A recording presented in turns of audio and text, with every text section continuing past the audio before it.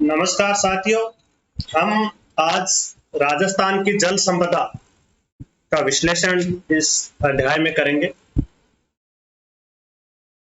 आप सभी को ध्यान ही है कि भारत के कुल सतही जल का केवल 1.16% जल ही राजस्थान में है। भारत के कुल सतही जल का 1.16% जल ही राजस्थान में उपलब्ध है। राजस्थान जैसे शुष्क और अर्ध शुष्क प्रदेश के लिए जल संसाधन अति महत्वपूर्ण है। हमारे पूर्वजों ने जल के संरक्षण के लिए अनेक विधियां अपनाई और जल का संरक्षण उन्होंने किया। जल संरक्षण की जो परंपरागत जो विधियां हैं उसके अंतर्गत बावड़ियां, खड़ी ये जैसलमेर क्षेत्र में होती हैं। जोहड़ शेखावाटी क्षेत्र में बाहुल्य है।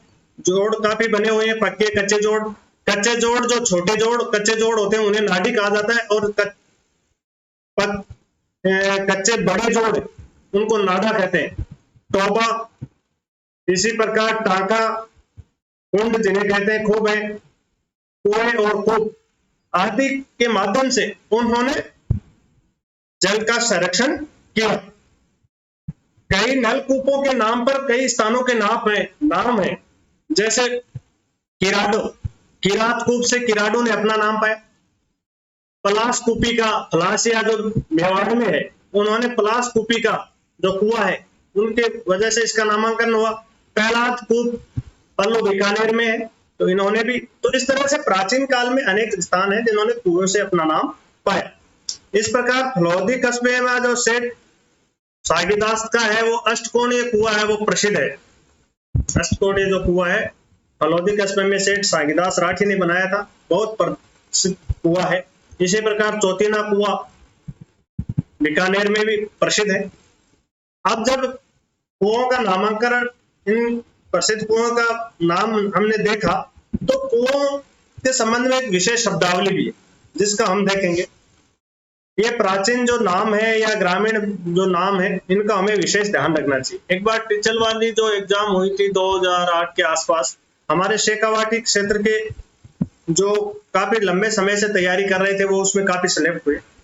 उसका मेन कारण था कि उस एग्जाम में राजस्थान सामान्य ज्ञान से, जैसे सूर जिसे कहते हैं, नेत्रा, सेंत्रा, ढेंकली, लंपा, लंपी, बांकड़ी, ऐसे जो लोकल जो शब्द है उनके क्वेश्चन 8-10 क्वेश्चन के करीब पूछे गए थे और उनकी वजह से उनको काफी लाभ मिला। तो हमें इन शब्दों का भी विशेष ध्यान रखना चाहिए। जब कुओं का नाम आ गया तो कुएं में सबसे पहले चरस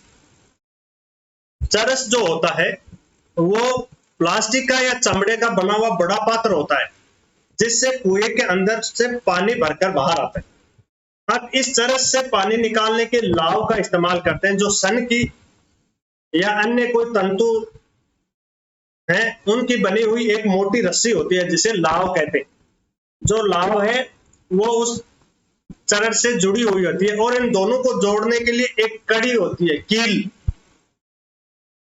जोड़ने के लिए कील जो लकड़ी की बनी हुई होती थी, विशेषकर फोगड़े की लकड़ी की बनी हुई होती है क्योंकि वो मजबूत होती थी, तो कील से वो जुड़ा हुआ होता था। अब चरस कील से लाव से जुड़ा होता था और लाव करीब 100 हाथ या 150 हाथ के करीब लंबी होती। तो जो कुआ 70-80 फुट हाथ गहरा होता था, उसको लाव ले जाने के लिए इतनी खाली जगह पीछे जिसमें लोग उस लाव को पकड़कर खींचकर ले जाते थे, तो उस खाली जगह को सारण कहते हैं। अब जब कुआ, आपने देखे कई चित्र देखे, कई कुओं पर 4 मीनारें बनी होती है, कईयों पर 2 मीनारें बनी होती है। तो इन मीनारों को मरवा या मरवा कहा जाता है। इन मीनारों को बीच में एक पत्थर से जो जुड़ी हुई होती है, उस पत्थर को मरघट कहते हैं और उस मरघट पे 2 छेद निकाल के लकड़ी के या लोहे के इंगल डाल के उसके बीच में एक पहिया नुमा होता है, उसे भूण कहते हैं। ये भूण लकड़ी का भी हो सकता है या लोहे का भी हो सकता है। इसके ऊपर लाव को डाल के जल को आसानी से खींचा जाता था, उसे भूण कहते थे। लोहे वाले जो चक्कर गोल पहिया होता था, जब लाव से चरस को खींच के जब ऊपर आ जाता है चरस तो वहां एक व्यक्ति उस चरस को अंदर खींच के पानी खाली करने के लिए रखा जाता था, उसे बारिया कहते थे। और वो बारिया जब चरस ऊपर आ जाए तब लाव खींचने वाले लोगों को आवाज देता था रोकने के लिए, उसे बारिया कहते थे उस आवाज को। तो इस तरह से ये शब्दावली है। और जब वो उस पानी को खाली करता था जिस जगह, उसे पनघट कहते थे, जहां से पनियारियां पानी भर के लेके आती हैं। तो ये कुएं से संबंधित शब्दावली थी, हमें ध्यान रखना चाहिए। अब हम बात करते हैं खड़ी। जैसलमेर जो क्षेत्र है वहां दो तरफ मिट्टी की पाल बना दी जाती है, एक तरफ उसको ब्लॉक कर दिया जाता है, एक साइड से पानी आता है।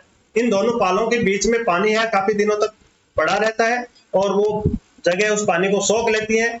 इस वजह से उस जगह में काफी नमी हो जाती है और वहां पर जब बाद में फसल बोई जाती है तो वो फसल भी काफी मात्रा में उत्पादित होती है उस नमी की वजह से। तो ये थी खड़ी।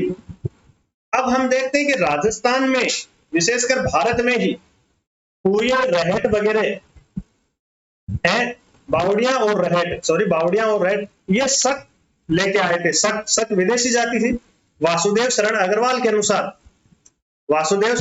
के अनुसार ये शक थे, ये भारत में रहट और बावड़ियों को लेके आए। और शक मध्य एशिया के रहने वाले थे।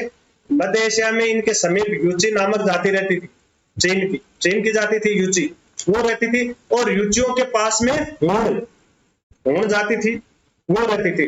तो हूणों ने इस यूची जाति पर आक्रमण किया और यूचियों ने शकों पर आक्रमण किया, इसलिए शकों को वो क्षेत्र छोड़ना पड़ा। और शक जाति थी, वो उस क्षेत्र को छोड़ के बलूचिस्तान के दर्रे होती हुई, मध्य एशिया से ये जाति कहां से होती हुई, हलमंद नदी घाटी, बैक्टीरिया, पार्थिया, बलूचिस्तान होते हुए सिंध पहुंच गई। सिंध पहुंचने से इस वजह से सिंध को शकद्वीप कहा जाता है। और सिंध से बाद में शक भारत में आए। भारत में आके शकों की जो शाखाएं थी, जैसे चस्टन है और क्षरा, इन दोनों शाखाओं ने जालोर और भीनमाल पे शासन किया। तो सर्वप्रथम राजस्थान में भीनमाल से ही वापी बावड़ी निर्माण की कला विकसित हुई, क्योंकि ये शकों के साथ आई थी, इसलिए भीनमाल से ही पूरे भारत में वापी और बावड़ी के निर्माण की कला विकसित हुई और वो संपूर्ण भारत में फैली। जब भीनमाल का नाम ही आ गया तो भीनमाल का आपको पता होगा कि संस्कृत के प्रसिद्ध कवि माघ की क्रीड़ा स्थली है और प्रसिद्ध यात्री जो चिवनी यात्री वेनसांग था, उन्होंने भीनमाल की यात्रा भी की थी। तो यह भीनमाल से वापी और बावड़ियां हैं वो भारत में फैली। यहाँ पास में ही यक्ष की मूर्ति विद्यमान है, जिसे चेकअप या यक्ष कूप के नाम से भी पुकारते हैं। तो ये था बावड़ियां और रहट का भारत में आगमन का मार्ग, ये शकों के साथ आई। अब राजस्थान में सीढ़ीदार कुएं, क्योंकि बावड़ियां होती हैं वो सीढ़ी से बनी हुई होती हैं और ठेठ पानी के तल तक जाती हैं, तो ये सीढ़ीदार कुएं भी कहलाते हैं, स्टेप ऑफ वेल्स, इसीलिए तो कहते हैं, इंग्लिश में नाम है इसका। तो सीढ़ियों की सहायता से यहाँ तक धरातल तक उतरा जाता है। बावड़ियों को वापी भी कहते हैं, झालरा भी कहते हैं, बावड़ी भी कहते हैं, कई जगह कुंड भी बोलते थे, अलग अलग नाम है, वापी, झालरी, बावड़ी। राजस्थान में अनेक प्रसिद्ध बावड़ियां हैं। वैसे तो बावड़ी खूब है, हर जगह लोगों ने इनकी तरफ बहुत आया। कुण तो खुदासी, कुआ, बावड़ी, ये लोकगीत इसीलिए गाए जाते थे ताकि लोग जल को संरक्षित करने के लिए कुएं और बावड़ियां बनाई, और इसी वजह से सेठ साहूकारों ने खूब बावड़ियां बनाई। तो प्रसिद्ध बावड़ियां राजस्थान की है, उसमें हम देखते हैं सबसे ज्यादा बावड़ियां की भारत में यदि बात करें तो राजस्थान और गुजरात में ही है। राजस्थान में प्रमुख बावड़ी है और त्रिमुखी बावड़ी मेवाड़ में है। भूत बावड़ी और तुलसाणों की जो बावड़ी है वो शेखावाटी में है। आबानेरी में चांद बावड़ी है, भांडारेज की बावड़ी है, बूंदी में कई है, रानी जी की बाव प्रसिद्ध है। इस तरह से कई प्रसिद्ध बावड़ियां हैं राजस्थान में। ओसियां, जिन्हें राजस्थान का भुवनेश्वर कहा जाता है, राजस्थान का भुवनेश्वर कहा जाता है। ओसिया में भी प्रतिहार कालीन कई बावड़ियां हैं। अब हम प्रमुख बावड़ियों का विश्लेषण करते हैं, तो उसमें सबसे पहले नाम लेते हैं हम आभानेरी बावड़ी। आभानेरी बावड़ी बांदीकुई रेलवे स्टेशन के पास ही है, आभानेरी गांव में, इस वजह से इस बावड़ी को आभानेरी की बावड़ी कहा जाता है। ये 11वीं सदी की बावड़ी है। यहाँ वैष्णव संप्रदाय का प्रसिद्ध मंदिर है, हर्ष माता मंदिर के नाम से जाना जाता है अभी। किस नाम से जाना जाता है? हर्ष माता मंदिर के नाम से जाना जाता है। ये हर्ष माता मंदिर एक संयुक्त मंदिर है जिसमें महिषासुर मर्दिनी और गणेश की प्रतिमाएं हैं। आपको हम आगे पढ़ेंगे कि लोक देवियों के मामले में या सबसे पहले मूर्तियों की बात करें तो सबसे ज्यादा जो मूर्ति मिली है वो महिषासुर मर्दिनी की ही है। इसमें भवानी को महिष राक्षस का वध करते हुए दिखाया गया वैसे का। ये हम मूर्तियों वाले अध्याय में आगे विस्तृत इसका अध्ययन करेंगे। तो इसमें महिषासुर मर्दिनी और गणेश की मूर्तियां हैं। ये बावड़ी चांद बावड़ी के नाम से जानी जाती है। कौन सी बावड़ी के नाम से? चांद बावड़ी के नाम से। लेकिन आबानेरी गांव में होने के कारण आबानेरी बावड़ी भी इसे कहते हैं और आबानेरी गांव को आज भी इसी से जलापूर्ति होती है। आबानेरी गांव को इसी से जलापूर्ति होती है। अगली जो बावड़ी है वो भंडारेज की बावड़ी। भंडारेज दौसा में है। भंडारेज गांव है जिसे महाभारत काल में भद्रावती नगरी कहा जाता था। महाभारत काल में भंडारेज गांव को क्या कहा जाता था? भद्रावती नगरी कहा जाता था। यहाँ 5 मंजिली बावड़ी है जिसका निर्माण 1732 में कुमाऊनी शासक दीप सिंह और दौलत सिंह ने करवाया था। इस बावड़ी में अंधेरी उजाली भी है।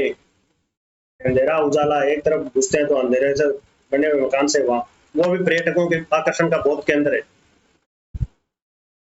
अब अगली जो बावड़ी है वो रानी जी की बावड़ी। रानी जी की बावड़ी नाथावती रानी थी, अनिरुद्ध सिंह की पत्नी, उसने करवाया था। बूंदी को step of wells, step of city, step wells of city, step well, well माने कुआ, स्टेपों वाला माने सीढ़ियों वाला कुआ, बावड़ी का नाम है। अंग्रेजी बावड़ी का मूल शब्द क्या है? वापी। अंग्रेजी में इसे कहते हैं स्टेप वेल्स माने सीढ़ियों वाला कुआ। तो बूंदी में सैकड़ों बावड़ियां हैं, सबसे ज्यादा बावड़ियां, इसलिए step wells of city Bundi को कहा जाता है। बूंदी को छोटी काशी के नाम से भी प्रसिद्ध है। आपको ध्यान हो, उपकाशी का भी हम पहले चैप्टरों में पढ़ चुके। उपकाशी किसे कहते हैं? डीडवाना को। तो इस तरह तुलनात्मक अध्ययन करते जाइए, जैसे बढ़ते तुलनात्मक अध्ययन, यही तुलनात्मक है एक दूसरे से, ताकि याद भी रहे और अपडेट भी होता रहे। तो स्टेप वेल्स ऑफ सिटी या छोटी काशी के नाम से प्रसिद्ध बूंदी नगरी में 1699 में राव राजा अनिरुद्ध सिंह की विधवा पत्नी नाथावती ने रानी जी की बावड़ी का निर्माण करवाया था। बूंदी में सैकड़ों बावड़ियां हैं जिसमें गुल्ला की बावड़ी है, भिस्तियों की, गुल्ला की बावड़ी को गुलाब बावड़ी भी कहते हैं, भिस्तियों की बावड़ी है, श्याम बावड़ी है, व्यास बावड़ी है, चंपा की बाग बावड़ी है। ये तो मुख्य मुख्य है और खूब सैकड़ों बावड़ियां। इसके अलावा मेड़तनी की बावड़ी, मेड़तनी की जो बावड़ी है वो झुंझुनू में है। शार्दुल सिंह की जो पत्नी थी उन्होंने अपने पति की याद में, पति की स्मृति में, शार्दुल सिंह झुंझुनू के शासक थे, उनकी पत्नी बख्त कंवर जिसे मेड़तनी जी भी कहते थे, क्या? मेड़तनी जी, देखिए मेड़तनी जी भी कहते थे, उसने अपने पति की याद में इस बावड़ी का निर्माण झुंझुनू में करवाया था। बिनौता की बावड़ी, ये बड़ी सादड़ी में है, बिनौता गांव में। वहां पर जागीरदार ने सत्तावर सिंह, सुरल सिंह सत्तावर थे, उन्होंने 300 वर्ष पहले इस बावड़ी का निर्माण किया और इस बावड़ी के उत्तरी किनारे पर एक विशाल संगमरमर का दरवाजा बना हुआ जिसे हाथी दरवाजा कहते हैं, मतलब बड़ा दरवाजा। इसके अलावा जोधपुर की तापी बावड़ी है, रानीसर पद्मसर तालाब है, गुलाब सागर, ये भी प्रसिद्ध बावड़ियां तालाब हैं। अब हम राजस्थान में तालाबों का देखते हैं। राजस्थान में जो तालाब हैं वो सर्वाधिक दक्षिण पूर्वी और दक्षिण राजस्थान में, क्योंकि तालाब पहाड़ी भाग में अधिक हो सकते हैं, क्योंकि वहां पर जो एकत्रित हुआ जल है वो सोखा नहीं जाता, इसलिए तालाबों का निर्माण है वो दक्षिण पूर्वी राजस्थान और दक्षिण राजस्थान में हुआ। पश्चिम राजस्थान में सबसे कम तालाब है, हालांकि तालाब है लेकिन उतनी मात्रा में नहीं है जितने दक्षिण पूर्वी और दक्षिण राजस्थान में, क्योंकि पश्चिमी राजस्थान है वो मरुस्थलीय प्रदेश है, इसलिए कहीं पानी एकत्रित होता है तो वो भी सोख लिया जाता है, इसलिए तालाब है वो पश्चिम राजस्थान में कम है। सर्वाधिक तालाबों से सिंचाई की हम बात करें तो वह है भीलवाड़ा जिले में, सर्वाधिक तालाबों से सिंचाई होती है। उसके बाद में उदयपुर, राजसमंद और चित्तौड़ का स्थान आता है। सर्वाधिक तालाबों के भीलवाड़ा जिले में सिंचाई होती है और उदयपुर, राजसमंद और चित्तौड़ का स्थान उसके बाद में आता है। पश्चिम राजस्थान में सिंचाई उपयोग गिरने के बराबर है, क्योंकि जल है वो सोख लिया जाता है। अब हम प्रसिद्ध तालाबों की बात करें तो उसमें है पन्ना सा तालाब। ये झुंझुनू के खेतड़ी कस्बे में सेठ पन्ना लाल शाह ने इसका निर्माण करवाया था और इसी के कारण इसे पन्ना लाल शाह तालाब कहा जाता है उनके नाम पे। यहाँ खेतड़ी के महाराजा अजीत सिंह के निमंत्रण पर नरेंद्र नाथ स्वामी विवेकानंद जिन्हें कहा गया बाद में, वो यहाँ महाराजा अजित सिंह के आमंत्रण पर आए थे झुंझुनू खेतड़ी में, और इस तालाब के किनारे बने कमरों में वो रुके थे। महाराजा अजित सिंह ने ही स्वामी विवेकानंद को विवेकानंद नाम दिया था नरेंद्र दत्त से। और 1893 में अमेरिका के शिकागो में जो विश्व धर्म सम्मेलन हुआ था, उसमें भाग लेने के लिए नरेंद्र दत्त स्वामी विवेकानंद को उन्होंने आर्थिक सहायता भी प्रदान की थी। तो ये था पन्नालाल शाह तालाब, जिनसे इनकी स्मृतियां जुड़ी हुई थी। अगला जो तालाब है वो अजीत सागर, ये झुंझुनू का सबसे बड़ा तालाब है, और इसका निर्माण महाराजा अजीत सिंह जी ने करवाया था 1889 में। इसके बाद में बिड़ला तालाब पिलानी में है, ये छपनिया अकाल, यस 1899 में छपनिया अकाल के समय। छपनिया अकाल कैसे कि विक्रम जो संवत है वो 57 ईसा पूर्व है ही शुरू हो गया था। ये तो नहीं है ईसा मतलब तो ईसा के जन्म से शुरू हुआ है, इससे पहले भी समय तो था, तो विक्रम संवत है ईसा से भी 57 साल पहले शुरू हो गया था। इसलिए ईस्वी में हम यदि 57 साल जोड़ दें तो वो विक्रम संवत होता है, मिलता है विक्रम संवत। तो 1899 में 57 जोड़ गए तो 1956 हुए, 1956 विक्रम संवत हुए। तो 1956 विक्रम संवत में जो अकाल पड़ा था, जो छपनिया अकाल के नाम से प्रसिद्ध है, बहुत भयंकर अकाल था। बताते हैं कि लोग हैं अपने कड़ों के न्योली, ये भी एक शब्द याद रखने वाला है। पहले जो बुजुर्ग लोग थे, जो पैसे कपड़े की एक थैली सी होती थी उसमें बांध के रखते थे, और वो कड़ के बांधे हुए रखते, उसे न्योली बोलते थे। तो वो लोग कड़ों के बांधे हुए मर गए, क्योंकि अंग्रेजों का शासन था, अनाज की सप्लाई वगैरह ऐसे थी नहीं, इस वजह से। तो ये छपनिया अकाल के समय सेठ शिवनारायण जी ने लोगों के जल कष्ट को दूर करने के लिए इस तालाब का निर्माण करवाया था। इसके बाद में शम्स जो तालाब है, झुंझुनू का शम्स खां थे, नवाब थे झुंझुनू के, उन्होंने शम्सपुर गांव में इस तालाब का निर्माण करवाया था। फतेह सागर तालाब फतेहचंद ओझा ने 1934 में बनवाया था। इसके अलावा लाखों तालाब मुंडवा नागौर में है, मुंडवा नागौर का गांव है, वहां लाखों तालाब है। लखी बंजारा, उन्होंने इस तालाब का नाम निर्माण करवाया था, और इस लखी बंजारे के नाम पर इस तालाब का नाम लाखों तालाब पड़ा। इसी प्रकार बूंदी का बूढ़ादीप तालाब है, जहां कमल की खेती काफी हो रही है, वो प्रसिद्ध भी है, वो भी है। इसके अलावा अबेड़ा तालाब, अबेड़ा के महल कोटा में है, आपको ध्यान रखना चाहिए। अभी प्राकृतिक स्थल संरक्षित करने के लिए अबेड़ा उद्यान भी वहां विकसित किया जा रहा है। तो अबेड़ा तालाब है, वो किशोर तालाब, सागर तालाब, ये दोनों कोटा में है, प्रसिद्ध तालाब है।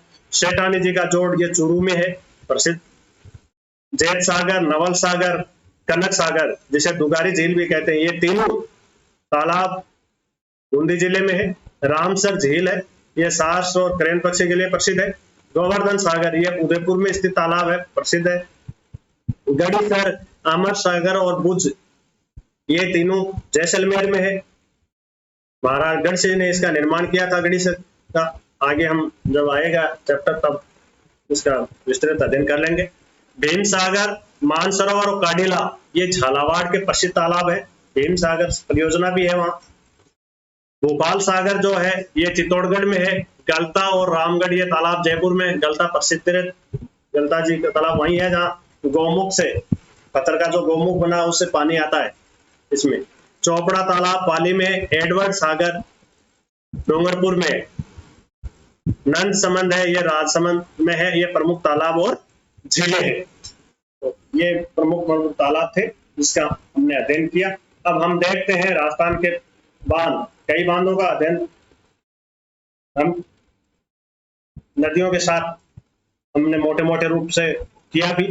अब हम देखते हैं बंद बारेठा जो बांध है, झीलों का और बांधों का अध्ययन हम पहले भी करते हैं। बंद बारेठा बांध है, ये बारेठा ग्राम है, बयाना तहसील भरतपुर में। वहां पर इसका निर्माण महाराजा जसवंत सिंह ने, बहादुर रॉयल इंजीनियर के सहयोग से 1866 में प्रारंभ किया और जिसे 1897 ईस्वी में राम सिंह ने अकाल रात के तहत पूर्ण करवाया। अकाल रात के तहत इसका निर्माण पूर्ण कराया। 2 अकाल रात के तहत झीलों का हम अध्ययन कर चुके, राजसमंद झील और फॉयसागर झील।